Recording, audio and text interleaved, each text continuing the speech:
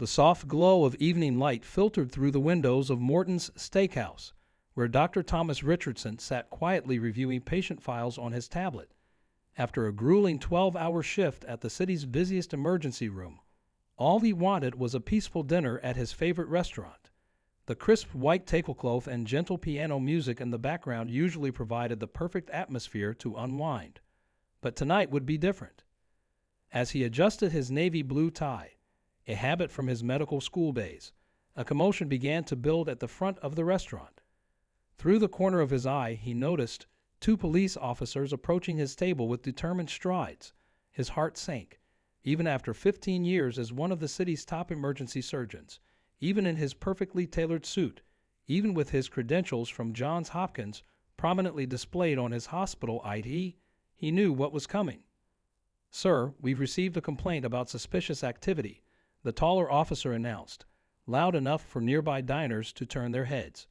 Dr. Richardson felt the familiar weight of eyes upon him, the same weight he carried since childhood, growing up in a small southern town where success stories like his were rare. The restaurant fell silent. Forks stopped clinking against plates. Conversations paused mid-sentence. Dr. Richardson could feel his pulse quickening, but years of performing high-stakes surgeries had taught him to maintain his composure. He reached slowly for his wallet, knowing the drill: IB first, then medical license, then hospital credentials. But before he could retrieve them, the second officer stepped closer. "Someone reported a man matching your description acting suspiciously with electronic devices." The officer gestured toward the tablet displaying confidential patient records. Dr. Richardson had to bite back a bitter laugh. How many times had he faced this same scenario? At gas stations, in parking lots, even outside his own home. The maitre d' stood nervously nearby, wringing his hands, clearly torn between protecting the restaurant's reputation and intervening in what was quickly becoming a scene. Other diners pretended not to stare, but their sideways glances told a different story. Dr. Richardson began explaining his presence with the practiced patience of someone who'd done this too many times before. He spoke of the emergency surgeries he performed that day, of the patients whose lives hung in the balance, of the digital records he needed to review before tomorrow's rounds. The officers exchanged skeptical glances, seemingly unmoved by his explanation. That's when Dr. Richardson's phone lit up with an incoming call. The name on the screen made him pause, a name that would change everything about this encounter. As he looked at his phone, memories flooded back of two brothers growing up in a small house with big dreams. One chose medicine, the other law enforcement. One saved lives in operating rooms, while the other rose through the ranks to become. The taller officer's radio crackled to life, interrupting Dr. Richardson's thoughts. A voice came through, and suddenly, the atmosphere in the restaurant shifted. The officer's expressions transformed from suspicion to recognition, then to something else entirely. Was it embarrassment? What happened next would not only change Dr. Richardson's evening, but would spark a conversation that would echo through precinct halls, hospital corridors, and social media feeds across the country. Because sometimes it takes an unexpected connection to bridge the gap between assumption and understanding, between prejudice and truth. But as Dr. Richardson sat there, watching the officer's demeanor transform, he couldn't help but wonder, why did it take this particular revelation to grant him the dignity he deserved all along? The radio call had come from none other than Police Commissioner David Richardson, who was immediately alerted when his brother's name appeared in the evening's dispatch log. For 25 years, the Richardson brothers had taken different paths in public service, their shared commitment to helping others manifesting in distinctly different ways. While Thomas mended broken bodies in the ER, David worked to mend broken systems from within the police force. The officers' postures changed dramatically as they realized who stood before them. The taller one, Officer Chen, took a small step back, his hand dropping from where it had been resting on his belt. His partner, Officer Sullivan, suddenly found great interest in studying the restaurant's hardwood floors. The maitre d', sensing the shift in power dynamics, hurried forward with a fresh glass of water and profuse apologies. But Dr. Richardson felt no satisfaction in this moment of recognition. Instead, a familiar heaviness settled in his chest. the same weight he carried since his residency days when security would stop him on his way to emergency surgeries, despite the white coat and hospital ID hanging around his neck. The same weight he felt when patients would request another doctor before even letting him begin their examination. Through the restaurant's windows, the city lights began to twinkle as evening deepened into night. At a nearby table, a young boy watched the scene unfold with wide eyes, tugging at his mother's sleeve and whispering questions. Dr. Richardson thought about his own son at home, just a few years older, and the conversations they'd already needed to have about moving through the world with caution, even in spaces they'd earned the right to occupy. Officer Chen cleared his throat, attempting to salvage the situation. "Dr. Richardson, we sincerely apologize for any inconvenience. If we had known," his voice trailed off as he realized the implications of his own words. "If we had known you were the commissioner's brother. If we had known you were somebody important. If we had known you belonged." The other diners had long since abandoned any pretense of not watching. Some had their phones out, recording the interaction. In the age of viral videos and social media activism, this scene was all too familiar, though usually with far more tragic endings. Dr. Richardson could already imagine the headlines, the hashtags, the passionate online debates that would follow.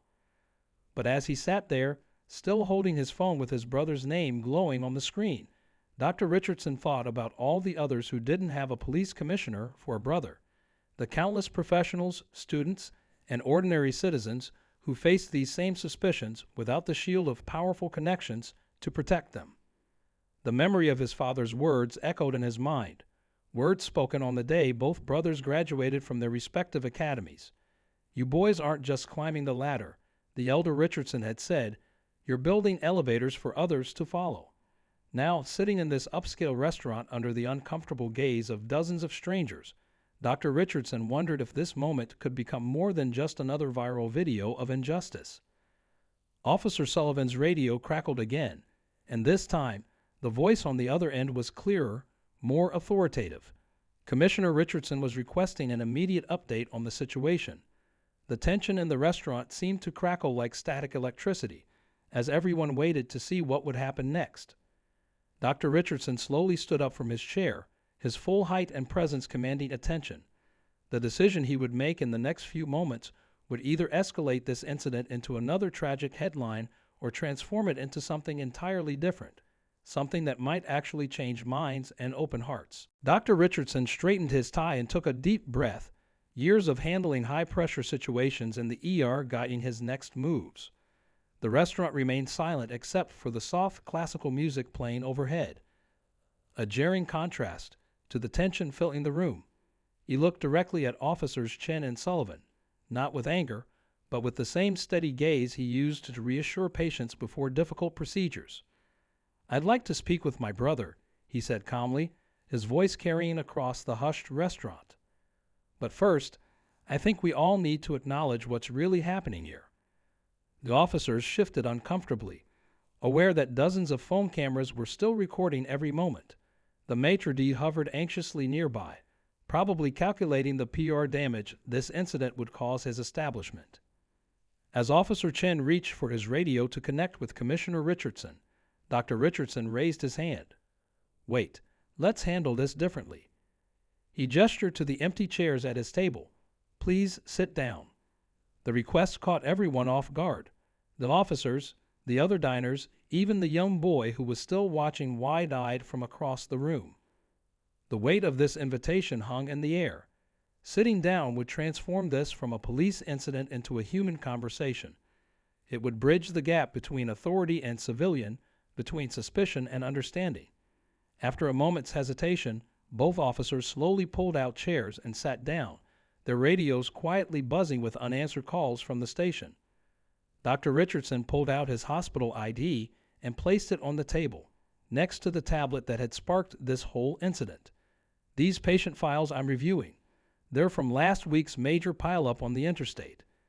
He turned the tablet slightly, showing the medical records.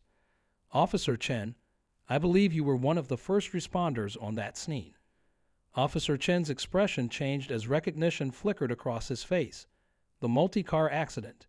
We had at least 12 critically injured. His voice trailed off as he made the connection. Dr. Richardson nodded.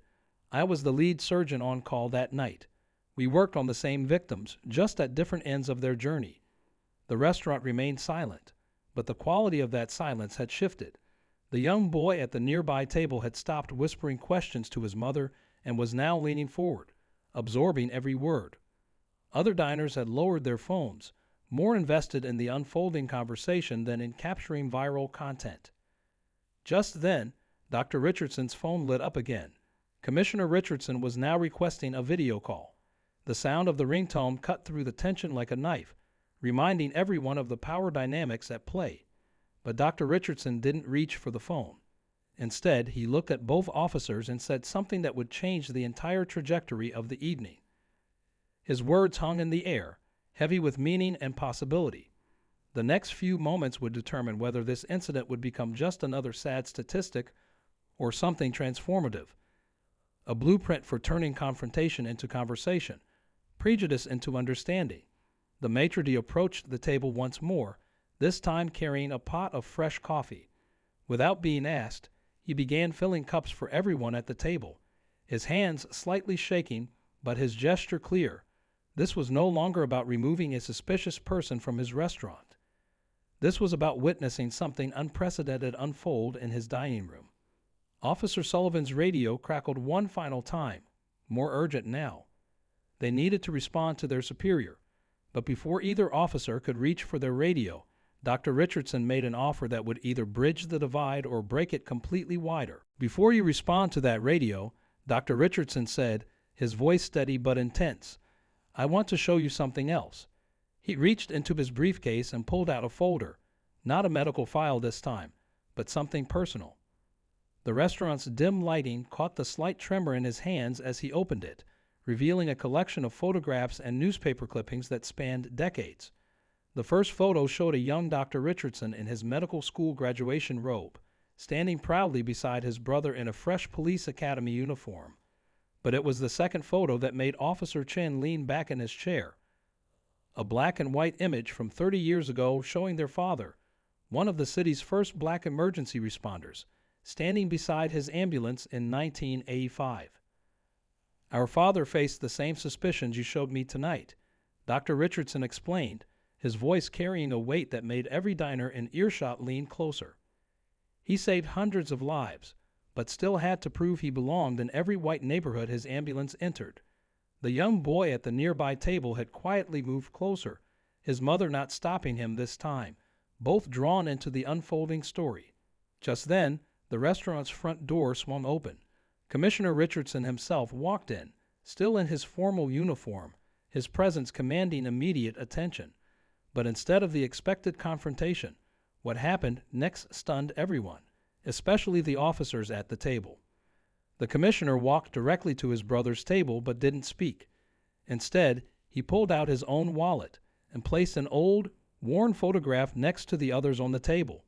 The image showed their father being denied entry to this very restaurant decades ago while responding to a medical emergency. The maitre d', now looking at the photo, visibly pale as he recognized his restaurant's distinctive Art Deco entrance. Officer Sullivan's hand moved unconsciously to his chest, where his own father's police badge was pinned inside his uniform, a family tradition he'd never considered from this perspective before. The weight of history, of parallel lives, of repeated patterns across generations, settled over the table like a heavy blanket. The commissioner finally broke his silence, but what he said wasn't directed at the officers or even at his brother. Instead, he addressed the room at large, his voice carrying the authority of his position, but also the pain of personal experience. The other diners who had been pretending not to watch now openly turned to listen. Dr. Richardson reached for his coffee cup, his hand steady now despite the tension. The steam rising from the cup seemed to be the only movement in the entire restaurant. The young boy who had drawn closer was now standing at the edge of their table, his presence a reminder of the next generation watching and learning from this moment. Officer Chen started to speak, but Commissioner Richardson raised his hand slightly. The story wasn't finished. There was one more photograph in the folder, one that would transform this from a story of historical injustice into something far more immediate and personal. Dr. Richardson slid it across the table, and as both officers leaned in to look, their expressions changed from professional detachment to shocked recognition. The maitre d', who had been hovering nearby throughout the evening, suddenly recognized something too: his own father in one of the historical photographs. The connection between past and present, between privilege and prejudice, between power and responsibility, was about to come full circle in a way none of them could have anticipated. The restaurant's background music had stopped, leaving only the sound of breathing and the soft rustle of photographs being passed around the table. What happened next would either heal decades of wounds or deepen them irreparably. The truth captured in those photographs would force everyone present to confront their own role in perpetuating or challenging systemic biases. The final photograph showed something extraordinary. Officer Chen's father, 20 years ago, being treated for a gunshot wound by none other than Dr. Richardson's father. The timestamp showed it was the elder Richardson's last shift before retirement, and the person who had called the ambulance that night was the current maitre d's father, who owned a small shop next to where the shooting occurred. Commissioner Richardson's voice filled the silence. That night, no one questioned whether a black paramedic belonged in that neighborhood. No one checked his credentials or called the police. They just let him do his job.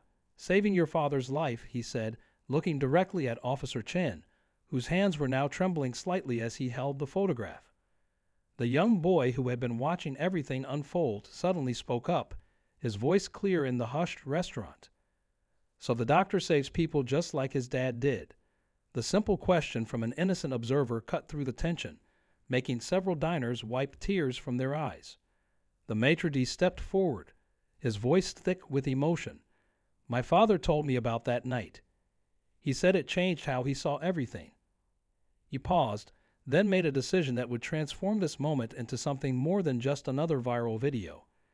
He pulled out his phone and deleted the security footage from earlier, when his staff had called the police on Dr. Richardson.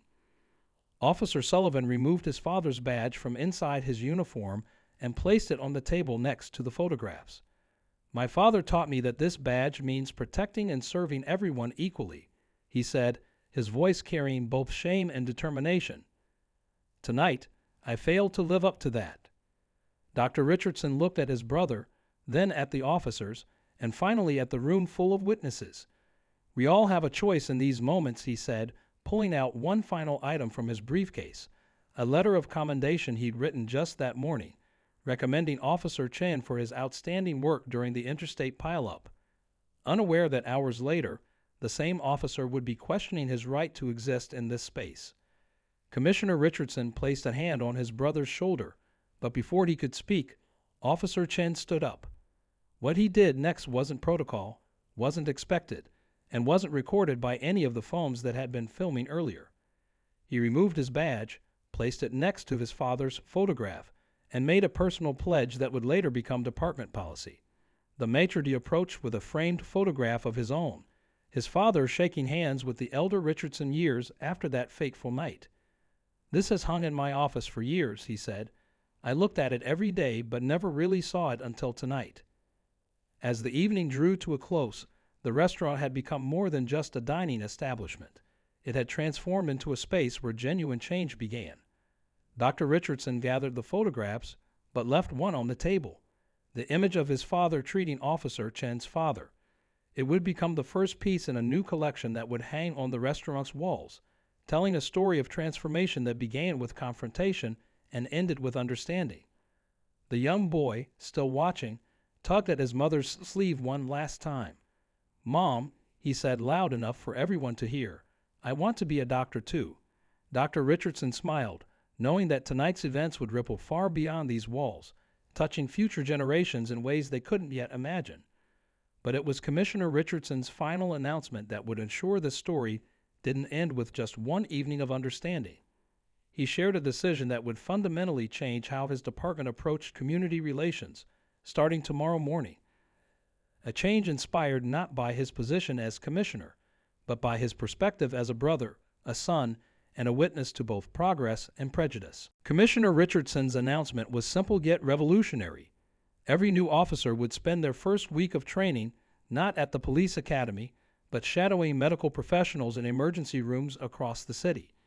We need to see people as patients, as humans in need, before we ever see them as potential suspects, he declared, his voice carrying the weight of personal experience and professional authority. The impact of that evening rippled through the city in unexpected ways. 6 months later, Morton's Steakhouse had transformed its longest wall into a community heroes gallery, featuring photographs that told stories of unexpected connections and broken barriers. The image of the elder Richardson treating Officer Chen's father held a central spot, but it was now surrounded by dozens of new photographs showing similar moments of unity across racial and professional divides. Dr. Richardson continued his work in the emergency room, but something had changed. Officers who brought in victims now greeted him with a respect born of understanding rather than obligation. The young boy who witnessed everything that night started a program at his school called Future Healers, bringing together children interested in both medicine and law enforcement. Officer Chen and Sullivan became regular speakers at police academy training sessions, sharing their experience from that night. Their story became a powerful reminder that true protection of the community requires looking past initial assumptions. Officer Chen often pointed to the photograph of Dr. Richardson's father saving his own father's life, using it to illustrate how prejudice blinds us to our shared humanity. The maitre d' transformed restaurant policy, turning Morton's into a model for other establishments. Regular dinner discussions now brought together community leaders, law enforcement, and medical professionals to share meals and stories. These gatherings became known as Richardson Dinners, spaces where difficult conversations could lead to meaningful change. 1 year after that pivotal night, Dr. Richardson was again working late, reviewing patient files at his usual table in Morton's. This time, when a young officer approached his table, it was to thank him for saving her partner's life in the ER the previous week. She paused to look at the photographs on the wall, then shared how her first week of medical shadowing had changed her entire approach to police work. The commissioner and Dr. Richardson's story became part of training materials across the country, not as a cautionary tale of what went wrong, but as a blueprint for how to transform moments of confrontation into opportunities for understanding. Their father's legacy lived on not just in their careers, but in the changes they inspired in others. That young boy who witnessed everything. He did become a doctor, but he also served on the Civilian Oversight Board for police training. He never forgot how a single evening showed him that change is possible when people are willing to sit down together and share their stories. As this story spread, other restaurants and businesses began creating their own spaces for community dialogue. The photographs on Morton's walls were replicated in police stations, hospitals, and community centers, silent reminders that everyone deserves the benefit of dignity and respect. Dr. Richardson still keeps that folder of photographs in his briefcase, not because he expects to need it again, but to remind himself that sometimes the most powerful response to prejudice isn't anger or resignation, but the willingness to show others the bigger picture. His father's last ambulance run didn't just save Officer Chen's father. It saved something in all of them, a lesson finally understood decades later over coffee in a high-end restaurant. The story could have ended in headlines about discrimination, in viral videos of confrontation, and another example of privilege protecting the few. Instead, it became a story about how change happens, not in grand gestures or sweeping reforms, but in quiet moments when people choose to see each other as human beings first, when they choose to learn from history rather than repeat it.